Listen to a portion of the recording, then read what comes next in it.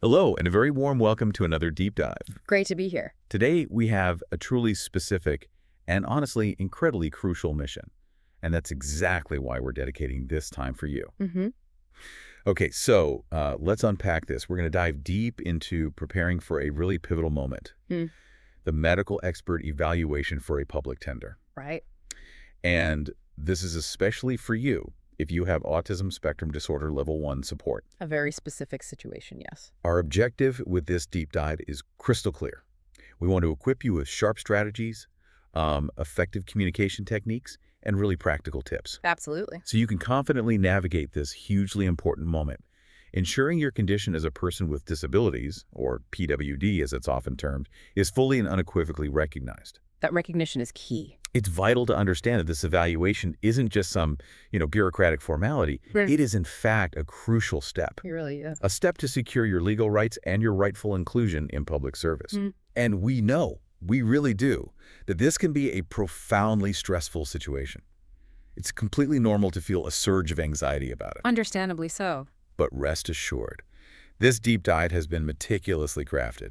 We've put together a comprehensive roadmap really designed to dramatically reduce that anxiety. Turning uncertainty into a plan. Exactly. Transforming that uncertainty into a concrete, actionable plan.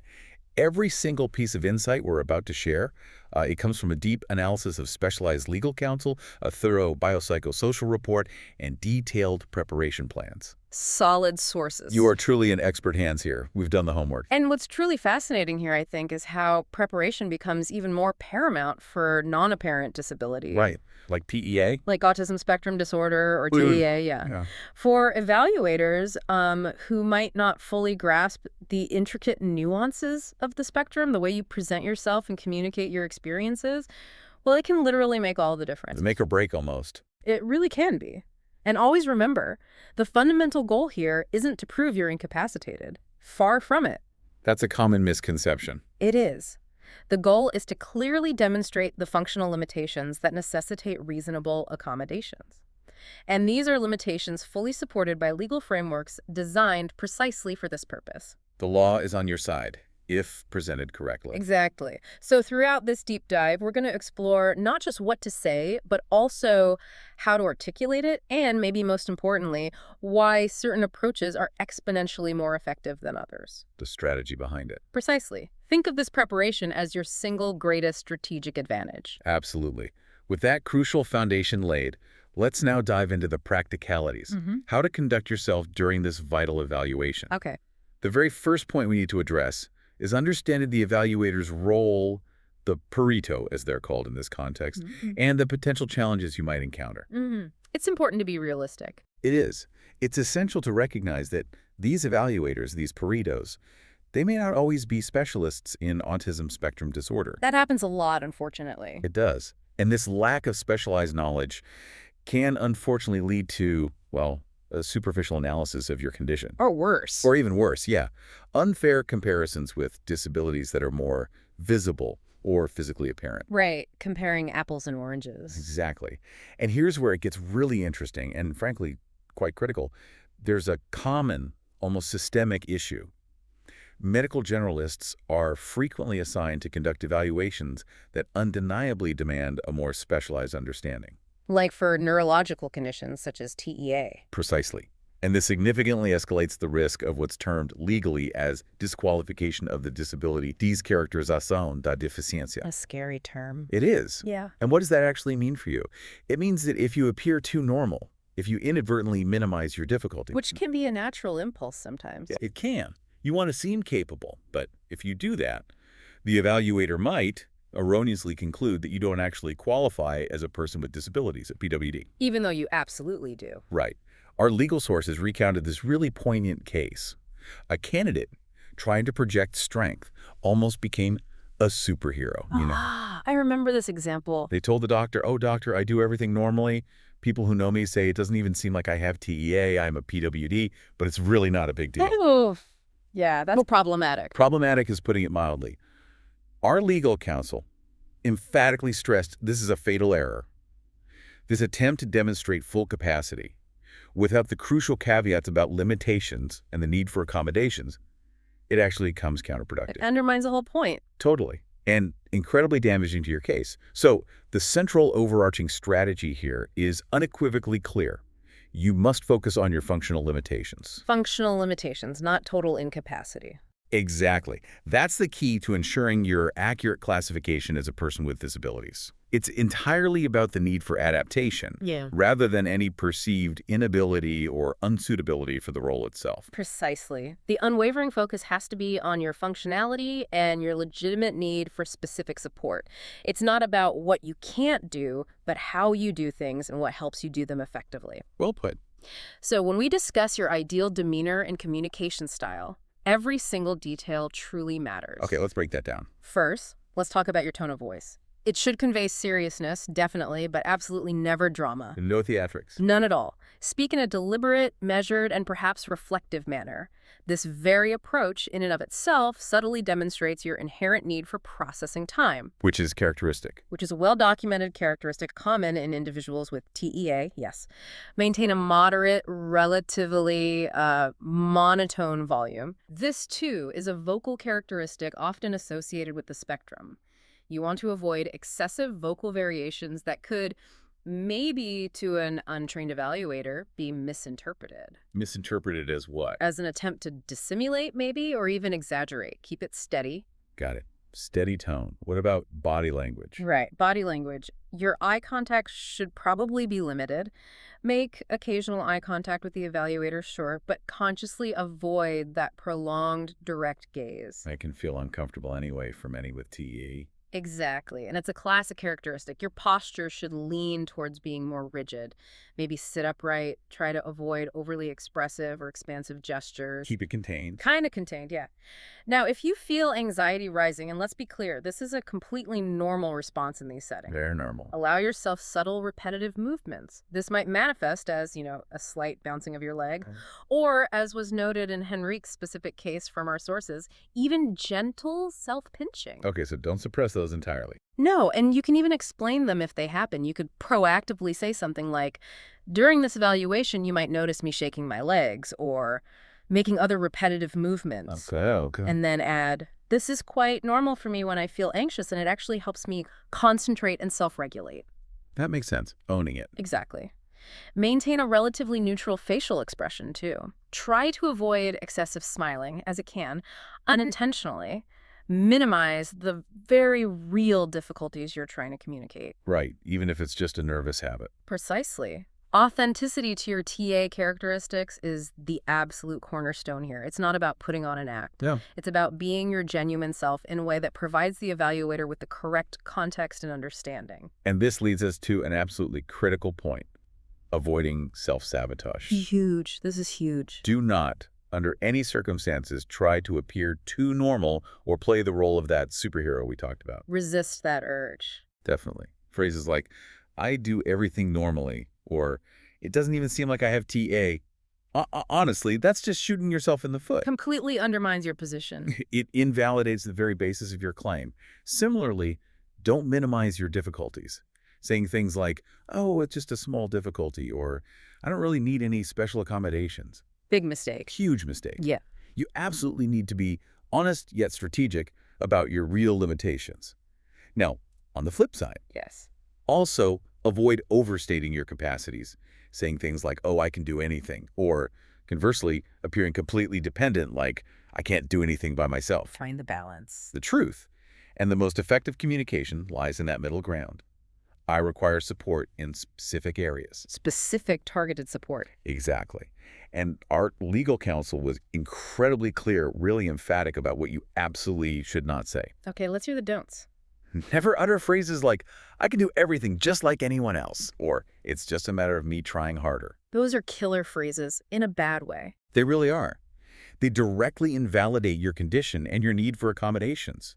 Don't say, I don't need any special adaptations, or, this is a subtle one, my family exaggerates my difficulties. Ooh, yeah, don't throw family under the bus like that, even if you feel it sometimes. Right.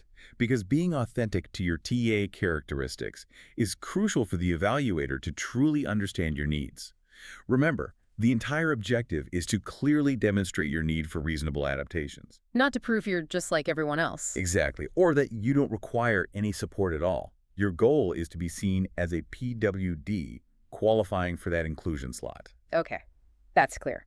But this brings up an incredibly important question. Which is? How should you navigate encounters with evaluators who might be unprepared, or perhaps even subtly provocative? Yeah, that's a real possibility. It's an unfortunate reality, but you might encounter professionals who, maybe due to a lack of specialized training or even some ingrained biases, might pose challenging questions. So what do you do? Well, let's say an evaluator says to you, for example, "But you seem normal." Uh-huh. The dreaded phrase. Exactly. Your response needs to be assertive, yet highly informative. An effective reply could be, "I understand that my disability may not be outwardly visible." Acknowledge their perception first. Yes, but autism spectrum disorder is a neurological condition that significantly impacts my social and cognitive functioning. The specific difficulties I experience are thoroughly documented in my professional report. Point to the evidence. And they manifest in my daily life in very particular ways that I would be glad to explain further. See how you validate their observation, but immediately contextualize it. Yeah, that's smooth. It redirects effectively. Exactly. Now, what if the question is framed as, everyone has social difficulties? Another common one, minimizing the issue. Right. You can respond with a clear distinction. I understand that many people experience some social challenges, but in my case, these limitations are profound and have been persistent since childhood. Emphasize the history and depth. Profoundly affecting multiple areas of my life. These are not occasional difficulties. Rather, they are permanent characteristics that consistently necessitate specific adaptations for me to function effectively. Drawing that clear line. You're drawing that crucial line between your diagnosed condition and just, common human experiences, highlighting the depth, the pervasiveness, and the permanence of your limitations. Okay. So what about other tough questions, general strategies? Absolutely. To effectively handle difficult or maybe vague questions, several strategies are essential. First, always seek clarification. Don't guess what they mean. Never guess, just ask. Could you please be more specific about what you'd like to know? This buys you valuable time and helps narrow things down. Good tip. Second, don't hesitate to take a moment to collect your thoughts. I need a moment to organize my response if you don't mind. Perfectly acceptable. It shows thoughtfulness, too. It does. Third, strategically redirect back to your supporting documentation whenever possible. This specific point is detailed in my medical report. I can show you the relevant section if that would be helpful. Use the tools you brought. Absolutely. Fourth, and critically, always use concrete examples from your daily life. This humanizes your condition, makes it tangible, relatable for the evaluator. Choice, Dick. They do. And finally, be transparent about any anxiety you might be experiencing in the moment. I'm feeling a bit anxious right now, which is quite normal for me in evaluation situations like this. Again, owning it. It demonstrates self-awareness and legitimizes any physical manifestations of your anxiety, like the leg bouncing we mentioned. Okay, those are great practical strategies. Now, in our next segment, you mentioned we're going to delve into a detailed instruction on how to answer the evaluator's questions using a specific structure. Yes, exactly. A strategic communication dynamic. Limitation, barrier, adaptation. Limitation. Yeah. Adaptation, okay. This isn't just a formula. Our legal experts stress this was perhaps the single most powerful insight they offered. Why is it so powerful? Because they found most people fail these evaluations, either because they over-explain their diagnosis with medical jargon the evaluator doesn't understand, Right. or they minimize their difficulties, like we discussed. This model cuts through that noise. It focuses precisely on what evaluators need to hear to categorize your condition correctly and assess your need for support. So instead of just saying, I have TEA. Exactly. You focus on how it impacts your life. You humanize the limitations. So what does this all mean for you in practice, listener? It means you'll connect your condition to its real-world impact, making it practical and, importantly, easily comprehensible for the evaluator. And the structure is remarkably straightforward. I experience difficulty with this limitation. This creates a barrier for me when I try to do this task or navigate the situation, which is why I typically utilize the specific adaptation. Limitation leads to barrier leads to adaptation. You got it. That's the flow. Okay, let's make this concrete. Can you give us some examples? Absolutely. Let's bring this technique to life with some practical examples, drawing directly from Henrik's experiences in our source materials and the insights from his biopsychosocial report. Great. Example 1. Okay, example 1. Difficulty with decision-making. Limitation. You start by stating it clearly. I have significant difficulty making decisions, even sometimes the simplest ones in my daily life. Okay, that's the limitation. Barrier. Then connect it. For instance, if I need to choose between two work options or even decide how to organize a task, I often become paralyzed and require guidance from my parents. That's the barrier paralysis, needing guidance. This specifically hinders me in situations that demand immediate autonomy or quick choices. Real-world impact. Adaptation. And finally, the solution.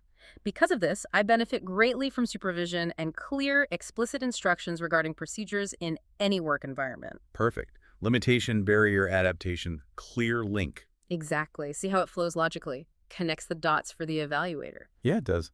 What's another example? Example 2. Noise sensitivity. Limitation. I am highly sensitive to noise, and this severely impairs my concentration. Very direct. Clear limitation. Barrier. In noisy environments, I find myself unable to focus on what I'm doing and become quite irritable. This creates a significant barrier for me in open-plan offices or environments with a lot of movement. And you could add a personal touch, like Henrique did. I sometimes pretended to work in noisy internships because I just couldn't focus. That personal detail adds weight. Barrier established. Adaptation. Therefore, I require a quiet work environment, preferably with minimal people, and I use noise-canceling headphones or ear protection whenever necessary to manage that sensory input. Makes total sense. Quiet space, headphones, Right. Clear adaptation. Right. Now, example 3. Need for highly structured routines, and this one includes using visual evidence. Ooh, interesting. How does that work? Limitation. I require very structured routines to function adequately and efficiently. Barrier. As you can perhaps see, and here you might gesture to your planner if you brought it, everything in my day needs to be meticulously detailed and often organized with the direct assistance of my parents. Without this external structure, I struggle immensely to organize myself independently. This poses a significant barrier when there are unexpected changes to my schedule or a general lack of upfront planning. Remember Henrique showing his detailed planner? Yes, that visual was powerful. Yeah. Barrier. Lack of structure leads to disorganization. Adaptation. Consequently, I thrive with standardized activities and require advance notice about any potential alterations to my routine. And you mentioned bringing the planner. Yes, here's a really actionable tip. You can and should bring your detailed planner or agenda as tangible visual evidence. You could say, "May I show you how my organization works?" Then pick up your agenda. See, everything in my life needs to be written down in extreme detail. My parents actively help me maintain this structure because, on my own, I find it incredibly difficult. This vividly demonstrates how much constant support I need for activities that many people manage quite naturally. Wow, that turns an abstract need into concrete proof right there in their hands. Exactly. It makes your limitation palpable and immediately understandable. It's powerful. It really is. Now, it's absolutely crucial, isn't it, that your discussion during the evaluation isn't confined only to activities directly related to the specific job. Oh, absolutely critical. Don't fall into that trap. So what does this all mean in practice? It signifies that the impact of your autism spectrum disorder extends far beyond just professional tasks, right? Far beyond. It affects all areas of your life. Your social interactions, your academic pursuits, your family dynamics, even how you engage with leisure activities. And why is this comprehensive view so important for the evaluator? Because evaluators need that holistic perspective to correctly classify your disability according to the biopsychosocial model. They're not just looking at, can this person do this specific job task? No, it's broader. Much broader. They're assessing how your condition interacts with your environment and your daily life across the board to understand the full picture of your disability. TEA fundamentally shapes your interaction with the world in multiple spheres. And it's this broad impact that needs to be clearly communicated. Clearly and comprehensively, yes. Yeah. So in our next segment, we're going to reinforce the specific limitations you should probably bring up, digging into even more detailed examples. Sounds good. Let's get specific. Okay, let's unpack this. We'll explore key areas where TE significantly impacts daily life, drawing directly from the rich experiences documented for Henrique and described in his official report. Using those real-life examples again. Exactly. First, let's talk about the difficulty in initiating and shifting between tasks. This relates to cognitive rigidity. A very common challenge. How to describe it? You could say something like, I experience considerable difficulty starting new activities, or those that deviate from my usual routine. I often find myself sort of paralyzed, unsure of where to even begin. That feeling of being stuck. Precisely. It takes me a significant amount of time to get into an activity. And if I have to stop one to start another, it takes me a very long time to regain momentum and focus. The transition cost is high. Very high. A practical example. If, for instance, I'm asked to organize a new digital file on the computer, I can sit there for a prolonged period, completely unable to start, even if I logically know how to do it. I really need a clear, sequential list of steps, or sometimes the direct assistance of someone just to help me initiate the task. And the real-world impact. Well, Henrique, in his experience, often found himself needing to work until 4 a.m. just to compensate for the lost time and focus during the day because of this exact difficulty. Wow. Which obviously harms other areas of life. Hugely compromises other vital areas, yeah. Okay, next, let's discuss what are often referred to as blocks or freezes in response to routine changes or unexpected events. Ah, yes, the travas mentioned in the source. Exactly, the travas. How to describe it. When there are unexpected changes to my established routine, I experience what I sometimes call blocks. I become acutely anxious, I find it hard to think clearly, and sometimes I revert to repetitive behaviors such as frantically shaking my legs or maybe self-pinching. This was explicitly noted in Henrique's report. A direct manifestation of anxiety related to TEA. Yes, a practical example. If a meeting is canceled at the last minute, or if I suddenly need to go to a place different from what was planned, this can leave me profoundly disorganized for the rest of the day. This is why structured routines and advance notice about any changes are so crucial for my functioning. And you can use the evaluation itself as an example. Brilliant point, yes. During the evaluation itself, you could say. During this very evaluation, you might observe me shaking my legs or making other repetitive movements. This is a normal and natural response for me when I'm anxious, and it actually helps me self-regulate and maintain focus. Turns a potential negative into a validation point. Exactly. Authentic acknowledgement. Another critical point is hypersensitivity to sensory stimuli noise, light, and its connection to stress. Sensory issues are huge for many on the spectrum. How to describe it? I am extremely sensitive to noises and environments with a lot of activity or movement. This significantly impairs my concentration. In loud or bustling environments, I simply cannot focus on what I'm doing and become intensely irritated and often overwhelmed. Clear in a script. A practical example. In open-plan offices or places with a constant flow of people, I struggle immensely to concentrate. There have been times when the excessive noise literally forced me to leave the environment.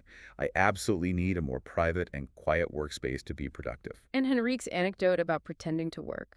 Right. He shared that powerful story from an internship where he would literally just pretend to work, typing, clicking the mouse, because the constant noise and the feeling of being observed made it impossible for him to genuinely focus. That really illustrates the depth of the barrier. It's not just preference, it's impairment. Exactly. Impairment. The difficulty in social interactions and communication is also absolutely vital to convey. Core diagnostic criteria, often. How to describe it. Yeah. I experience profound difficulty in social situations, particularly with people I don't know well or those in positions of authority. I become extremely nervous, I struggle with knowing what to say or how to initiate conversation, and I generally prefer to actively avoid these situations whenever possible. And the impact. It fundamentally impacts your ability to effectively participate in meetings, maybe deliver presentations, or just naturally interact with supervisors and colleagues. It explains why independent work and limited, structured interactions are often preferred. Makes sense. What about the filter issue? Good point. Example of filter difficulty. I often struggle with understanding what is socially appropriate to say in different contexts. Sometimes I might unintentionally make inappropriate comments or talk about subjects that aren't relevant to the current situation. I also have significant difficulty interpreting sarcasm, metaphors, or jokes, which often leads to misunderstandings. That can create real friction. It can. And digital communication isn't always easier. Henrique's experience revealed a marked difficulty with communication, even on digital platforms. Like delaying messages. Exactly. Often delaying WhatsApp responses for days, especially audio messages, due to overwhelming anxiety and a desire to avoid potential problems. This actually cost him opportunities, like missing a class offered by his professor because he couldn't respond in time. So it's not just face-to-face, it's pervasive. Pervasive, yes. He consistently prefers isolation, actively avoids intense social interactions, rarely attends social events. When visitors come over, he might interact for 5–10 minutes, then retreat. It shows a fundamental difference in social engagement needs. Okay. The constant dependence on family support is another important limitation to articulate. The scaffolding they provide. Exactly. How to describe it. I rely very heavily on my family support to organize my daily routine and to remember important appointments. My parents actively help me plan my week, they consistently remind me of tasks, and they guide me when I have doubts about how to proceed in various daily situations. Not just minor help. Significant reliance. Yes. A practical example. If my parents don't consistently remind me, I might easily forget crucial appointments or fail to complete basic tasks like paying bills or organizing important documents. This isn't a matter of laziness. It's a fundamental characteristic of my TEA. Henrique even called his father his coach for decision-making. Consulting him on emails, tasks. Everything. It shows a profound level of needed guidance for executive functioning tasks. Right. One more. Finally, let's discuss the phenomenon of hyperfocus, particularly in areas of intense interest, like money matters for Henrique and the resulting work-life imbalance. The flip side of focus challenges sometimes. It can be. How to describe it? When I become deeply engrossed in an activity, especially one related to my strong interests, like financial matters for me, I can become so absorbed that I completely forget about other basic needs like eating, resting, or attending to other responsibilities. Losing track of time and self-care. Totally. A practical example. When I'm working on something that genuinely interests me, I could easily go for hours without stopping, completely neglecting to take breaks or attend to other important tasks. And while this hyperfocus can be highly productive in specific bursts, That's a downside. there's a significant downside. It often leads to the neglect of other crucial life spheres: spiritual well-being, social connections, leisure, relationships beyond immediate family. It highlights a real functional limitation in self-regulation and overall life balance. Okay, that covers a lot of specific limitations with concrete examples. Now, moving on to how you can truly use your official report to your advantage during the evaluation itself. Right, leveraging that key document. If we connect this to the bigger picture, strategic documentation is, well, it's of immense importance. It serves as the absolute backbone of your argument. Proof. It unequivocally validates every single point you make verbally. It's the hard evidence. So what exactly should people bring? Okay, there are mandatory documents you simply must have with you. Your complete biopsychosocial report. Bring the original and a clear copy. This is, without doubt, your single most critical document. The main report. Got it. Current medical prescriptions, especially if you're taking medication for anxiety or emotional regulation, shows active treatment. Okay. Prescriptions. Reports from your psychotherapy follow-ups. Demonstrates continuity of care and strategy development. Therapy reports. Makes sense. And, if applicable, any complementary medical exams that further support your diagnosis or related conditions. Anything extra that helps. Okay, those are mandatory. What about strategic extras? Ah, yes. Beyond the mandatory, there are also complementary strategic documents. As our legal counsel strongly emphasized, these serve to proactively demonstrate prior official recognition of your disability by other public authorities. That's smart. Shows Well, consistency. It's an incredibly powerful argument, lends significant weight to your claim. Think about it. The free pass for persons with disabilities. Pass, leave, para, PWD. This is an official document issued by the government itself, already proving your disability has been recognized elsewhere. Strong legal evidence right there. Undeniably strong. Our expert even advised bringing extra copies of this specific one. Good tip. Credential for PWD parking spaces. Historically, for mobility issues, yes, but increasingly issued for TEA now, too. Another piece of official recognition. Every bit helps. Municipal PWD public transport pass. Even if you don't use it daily, possessing it is further proof. Just having it counts. IPI exemption for vehicle purchase. Even without a special driver's license, which isn't required for TEA, you can apply online. Our lawyer actively encouraged trying this, adds another layer of official validation. Proactive steps. Old school reports. If you have them, these can be gold. Showing historical difficulties, like Henrique's early literacy struggles, establishes a long-standing pattern. Demonstrates it's not a recent thing. Declarations from family members. Formal statements attesting to your ongoing need for support add that crucial personal perspective. Corroborating evidence. Records of adaptations already utilized.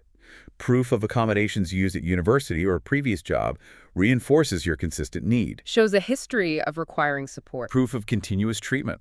Beyond reports, anything showing consistent therapy and medication follow-up. Reinforces it's an ongoing condition needing management. Exactly. And the organization of these documents is vital. Don't just show up with a messy pile. No, definitely not. Use a well-organized folder, clear dividers, chronological order maybe, and always have extra copies of the most important ones ready. Professionalism counts. Shows you're serious. It does. Okay, so you have the documents. How do you verbally reference the report's content during the conversation? Right. Here's where it gets really interesting and strategic. The key point is not to try and memorize or recite complex medical jargon directly from the reports. Please don't do that. No. Use simple, functional language and those concrete examples from your daily life that vividly illustrate the limitations already documented in your report. Connect your words to the paper. Precisely. And when appropriate, you absolutely can and should refer directly to the report. For instance, you can say, this specific challenge is detailed in my medical report. I can show you the relevant section if you'd like to see it. Offer to show them. Puts the ball in their court. Exactly. And make sure to mention your diagnostic process, how you arrived at this diagnosis. Why is that important? It counters any potential skepticism that it might be self-diagnosed or somehow flimsy. Henrique, for example, initially thought ADHD, but careful evaluation identified TEA. Okay. So you could say something like, my diagnosis was thoroughly conducted by doctor's name and my psychologist. Initially, I considered the possibility of ADHD, but a careful professional evaluation involving multiple assessments over time identified it as autism spectrum disorder. This clearly shows it wasn't a self-diagnosis, but rather a rigorous professional medical evaluation by specialists. Establishes credibility immediately. Immense credibility. Shows it was thorough and expert-driven. Okay. What about discussing medication or treatment? That can be tricky. Yes. What's fascinating here is how to address those questions. If asked about medication, be transparent, but crucially be strategic in your phrasing. How so? You can say, yes, I do take medication prescribed by my psychiatrist specifically for anxiety management and emotional regulation. Be factual. But then it's imperative to add the clarification. The medication certainly helps me control the more intense anxiety episodes and achieve slightly better emotional regulation, but, and this is the key part, it does not eliminate my core functional limitations related to autism spectrum disorder. It helps but doesn't cure angle. Exactly. It clearly communicates that medication is a vital support tool, maybe managing symptoms, but it doesn't make the underlying disability disappear. The limitations persist. Got it. You could mention specific medications irrelevant, like the cannabidiol or Aristat mentioned for Henrique, explaining their purpose, reducing irritability, calming effects. If it helps illustrate the point. Right. And furthermore, always mention your ongoing accompaniment, like therapy. I also engage in regular psychotherapeutic follow-up, which is incredibly helpful in developing coping strategies and understanding myself better, but the central characteristics of my autism spectrum disorder remain and continue to impact my daily functioning significantly. Reinforcing the permanence again. It's absolutely crucial to emphasize that while treatment helps manage symptoms and build adaptive strategies, TEA is a permanent neurological condition. It's not something that goes away or cures. And that permanence is fundamental to the PWD classification. It's a fundamental pillar, yes. The evaluator needs to fully grasp that this is an ongoing reality requiring ongoing support and adaptation. Okay, that's very clear on using the report and discussing treatment. Now, for our final practical segment, let's do a simulation. All right, let's role play some common questions. Let's anticipate some typical inquiries and then craft highly effective answers, meticulously applying all the strategies we've discussed, especially that limitation barrier adaptation model. Sounds good. Remember the goal. Exactly. Okay, let's unpack this. Remember, listener, aim to be concise, but also comprehensive. Use those practical, real-world examples. Your ultimate goal is to clearly demonstrate limitations that necessitate adaptations, not to convey a total inability to do the job. Ready when you are. Let's simulate. Question 1. The evaluator asks, do you study work normally? Okay, a model response, sticking to our strategy. I am certainly able to study and work, but perhaps not in a way that would be considered normal or typical for someone without my condition. Acknowledge his ability, adds qualifier. Good start. Limitation implied. I have significant limitations that directly affect my performance. States limitation, clearly. For instance, I absolutely require a quiet environment to concentrate effectively. Limitation. I experience considerable difficulty working in a team setting, limitation, and I necessitate highly structured routines. limitation. Multiple limitations linked. Now the barrier adaptation. When I have the appropriate adaptations in place, such as a private environment and very clear instructions, adaptations, I can be productive and perform well. However, without these specific conditions, barrier, lack of adaptations, my performance becomes severely impaired. Connecting conditions to outcome. Currently, I rely heavily on my family's ongoing support to help organize my study and work routine, adaptation support, which is a significant factor in my ability to function. Excellent. Covers all the bases, with caveats, limitations, adaptations needed, impact without them, current support. Okay, next question from the evaluator. Do you need help with daily activities? How would you tackle that one? Direct and illustrative. Yes, I do require significant help with various daily activities. Direct answer. My parents actively assist me in organizing my weekly routine. Support adaptation. They consistently remind me of important appointments. Support adaptation. And they guide me on how to proceed in new or unfamiliar situations. Support adaptation. Detailing the type of help. I experience substantial difficulty in planning and executing tasks independently. Limitation. Especially when they involve multiple steps or complex decisions. Barrier. Specificity help. For example, to organize documents, pay bills, or navigate bureaucratic situations. Examples of barriers. I consistently need direct guidance and accompaniment. Need for adaptation. And the disclaimer. Crucial disclaimer. This dependence on support is not due to laziness or a lack of willingness. It is unequivocally a fundamental characteristic of my autism spectrum disorder. Perfect. Addresses potential judgment, reinforces the condition. Next. Do you have friends? Do you go to parties? The social question. Right. A thoughtful response. I have very few social relationships, and I actively avoid social events like parties. Direct answer. This isn't a personal preference or a choice. Disclaimer. Rather, it is a direct limitation stemming from my autism spectrum disorder. Limitation. Framing it as a limitation, not just choice. I experience significant difficulties in establishing and maintaining friendships. Limitation barrier. I feel profoundly uncomfortable in large groups. Limitation barrier. And I struggle to adequately interpret social cues. Limitation barrier. Listing the specific social challenges. When I am required to participate in social events, I become highly anxious. A barrier, and typically leave early. Behavioral adaptation outcome. I prefer isolation because that is where I feel safest and where I can function most effectively. Adaptation. Explaining the why behind the preference. And importantly, link it back if relevant. This social limitation also directly impacts my professional life, as I have difficulty interacting spontaneously with colleagues and participating in team activities. Barrier and work context. Good connection. Okay, related question. Can you talk normally with strangers? No, I experience great difficulty talking with people I don't know. Direct no.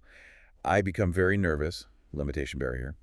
I struggle to initiate or maintain conversations. Limitation barrier. And I have immense difficulty interpreting nonverbal social cues. Limitation barrier. Again, listing specific difficulties. Sometimes I might unintentionally make inappropriate comments because I don't adequately understand the social context. Barrier.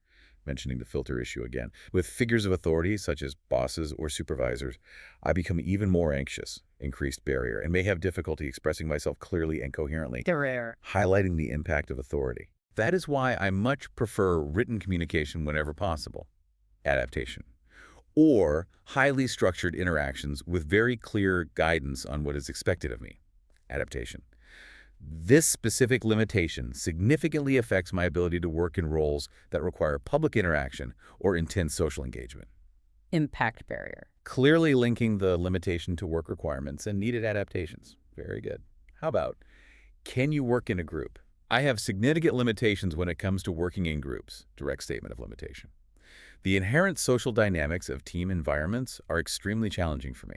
General barrier. Setting the stage. I struggle to interpret colleagues' expectations, specific barrier, to communicate effectively in meetings, specific barrier, and to navigate the spontaneous changes that naturally occur in collaborative work, specific barrier. Breaking down the challenges within group work. Furthermore, environments with many people talking simultaneously cause me severe sensory overload, sensory limitation barrier, which profoundly impairs my concentration. Adding the sensory dimension. I function much more effectively working independently with clearly defined tasks and with limited, highly structured interactions, preferred conditions adaptations. When it is absolutely necessary to work with others, I require very clear guidance on my specific role and a strong preference for working in small groups within a quiet environment. Needed adaptations. Very clear about what works and what doesn't and what's needed. Okay, shifting gears slightly. A question about the immediate situation. How do you feel right now in this evaluation? Using the present moment. I am feeling quite anxious at the moment, which is very typical for me in evaluation situations like this. Honesty plus normalizing. You might even notice me shaking my legs or making other repetitive movements. Proactive explanation referencing earlier point. This is a common manifestation of my anxiety related to my autism spectrum disorder, and it actually helps me to self-regulate and stay focused. Turning observation into explanation. Situations like this, where I am being evaluated by people in positions of authority, are particularly challenging for me. Stressor barrier.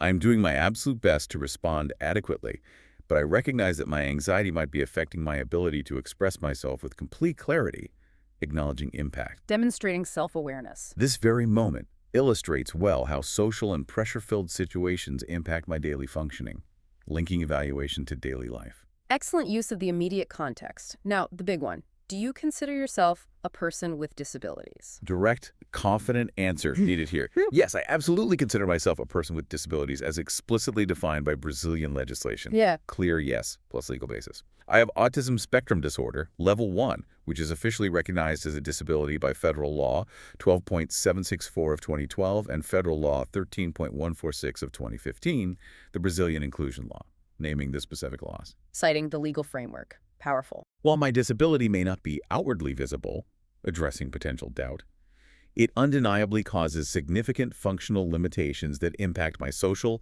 academic, and professional life, reiterating functional impact. Connecting back to function. These limitations are thoroughly documented in my comprehensive medical report, pointing to evidence, and manifest in my daily life through difficulties in social communication, sensory sensitivities, a profound need for structured routines, and a dependence on support for various activities, summarizing key areas. Quick recap of the core issues. And the final, crucial clarification.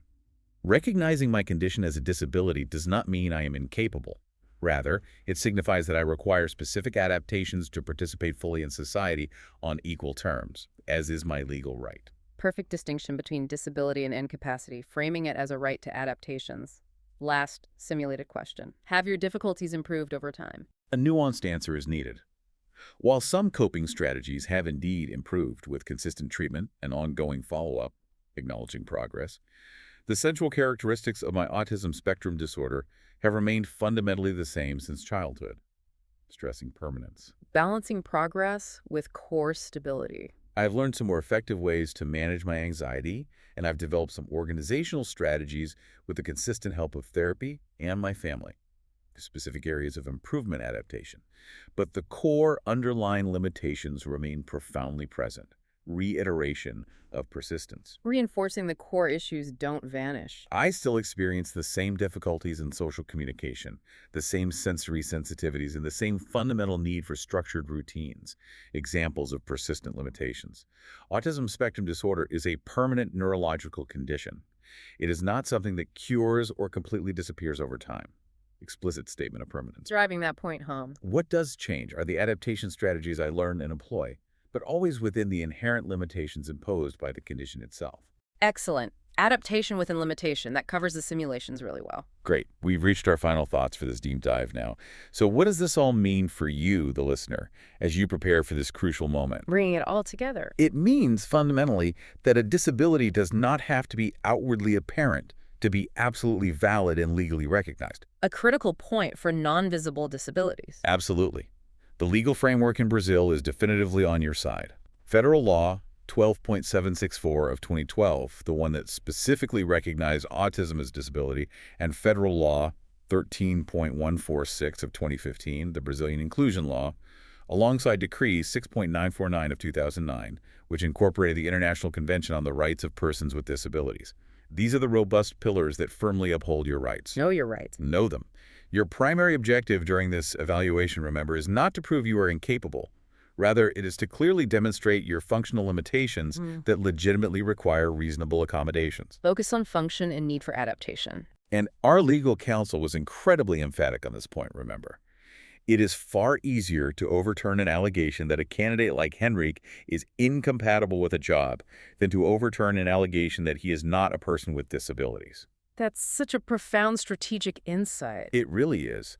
Because incompatibility, well, that can potentially be assessed and managed during a probationary period, maybe with the right adaptations put in place. Right, there are processes for that. But the disqualification of your disability itself, that can invalidate your entire participation in the public tender from the start. Game over before it begins. Exactly. Therefore, your absolute highest priority is to ensure your classification as a PWD. We strongly, strongly encourage you to be authentic to your TA characteristics. Don't mask excessively. Don't try to mask who you are.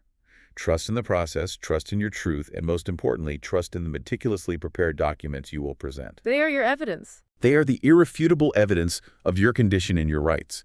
You absolutely have the right to seek inclusion and the necessary support to participate fully in society. Absolutely. And perhaps this raises one final important question for all of us, especially you, the listener, to ponder. Okay. Consider this.